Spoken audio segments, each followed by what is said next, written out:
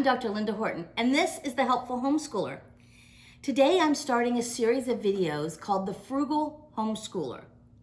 And I'm going to start with one of my favorite frugal curriculums, and that is food science. Now, food science is also called home ec.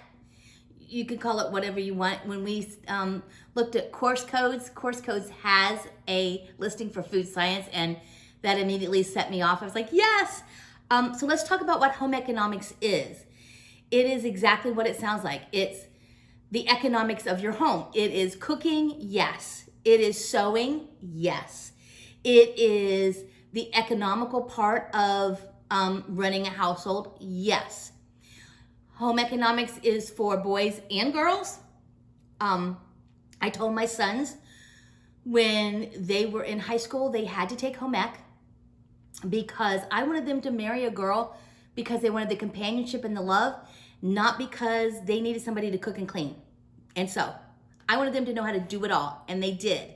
Before they left my home, they knew how to do it. So we did food science last year from this book. We use this book half the year. It's called I'm Just Here for More Food from Alton Brown. And you don't have to use it. I was using it as an example because you guys do whatever you want. The reason I got this book is, and I got it on Thrift Books, so it wasn't expensive at all. You can go to Goodwill. You can go to Salvation Army. You can go to a bookstore. Usually they're a little higher. And remember, we're talking about homeschooling on a budget. You do not need a book. There are plenty of YouTube videos, especially the older bakers, the older cooks that are magnificent. And if you want to know how to make a really good biscuit, you want an older baker, right?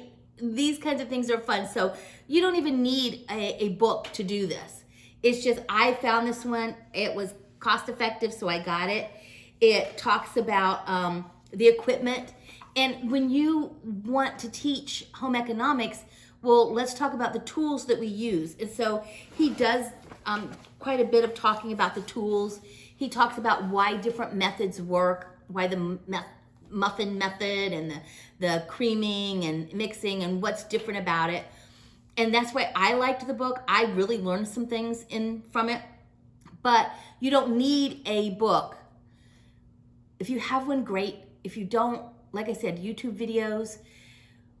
The reason we teach our children this is because we want them to be able to be independent from us at some point.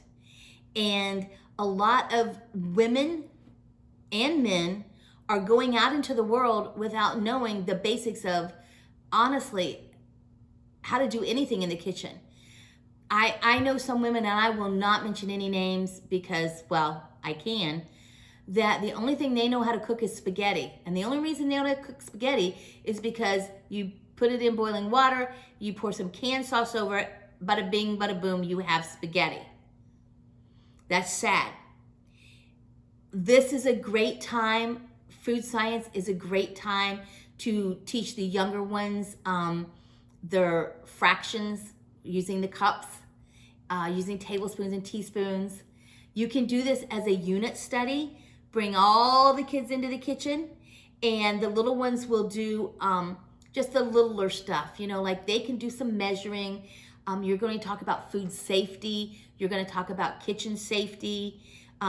You're going to talk about using knives. This is really good for the younger ones. This is part of home economics, is learning the tools that we use and how to use them in a safe manner. You can split them up, do the older kids one time, the younger kids another time. Depends on what you want to do. This is your homeschool. This is how you want to do it. Homeschooling can be once a week. It can be twice a week, however you want to do it. Homeschooling will involve, listen to me, homeschooling, home economics. Home economics will involve going to the grocery store. I know now prices are really high. It's a great time to teach your kids how to be frugal at the grocery store. That's home economics. You take them and say, this is this mayonnaise, this is this mayonnaise. Let's look at the ingredients of both of them. Let's see the cost of both of them. That's home economics. You can spend one whole month on the economic part of home economics. Go to the grocery store. It's going to take some time. You might do it a couple of times. And look in your pantry. They're talking a lot about shrinkflation. So when you used to have a big box of this and now you have a little box of this, and it's wonderful to compare what's there now, what you have. These kind of things, that is home economics. It's so wonderful. It's a broad subject that you don't need a curriculum. Like I said, watch YouTube videos. You can buy old books. You can have grandma, if she's a great cook, let's say grandma makes a specialty. Oh, this is a great idea. I just thought about it. You have grandma come in 1 week and she makes her specialty and leaves everybody a recipe. Make a recipe box of all the recipes that you've done, one for every child. This is, you will not be sorry if you've done that. You guys can make your own cookbook. Oh my gosh. This is costing you nothing.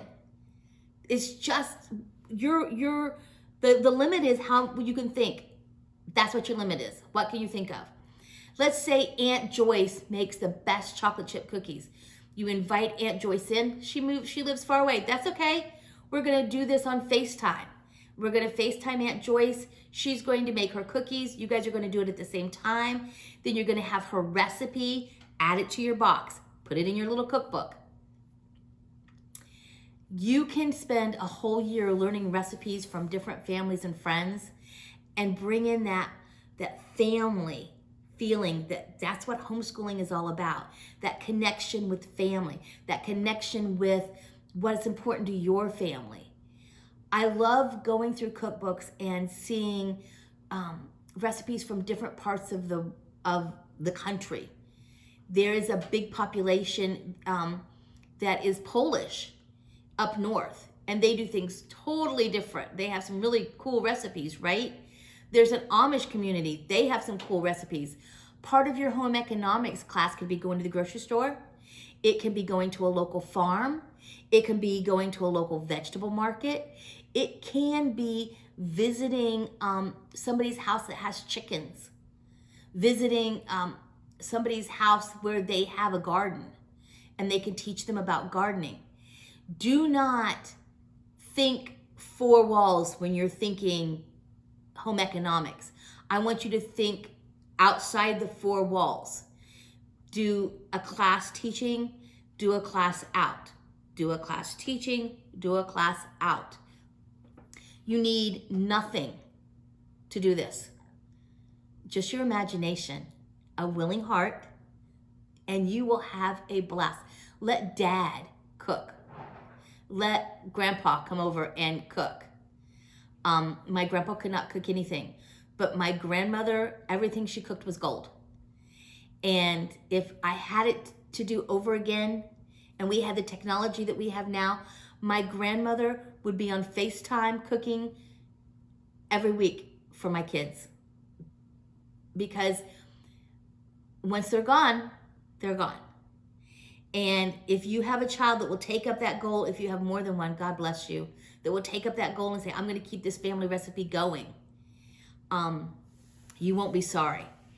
Think about it. When you've done all this teaching and you've had all this family time and you've talked financially what economics is and how to stretch a budget, how to stretch that food budget.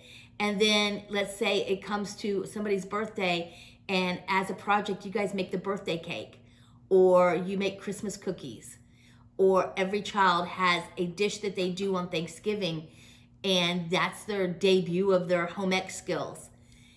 Home ec, frugally, is the best way to do it. Don't buy a book.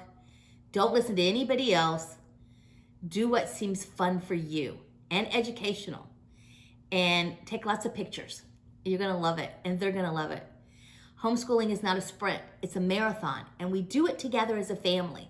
So go out and enjoy the journey. Goodbye.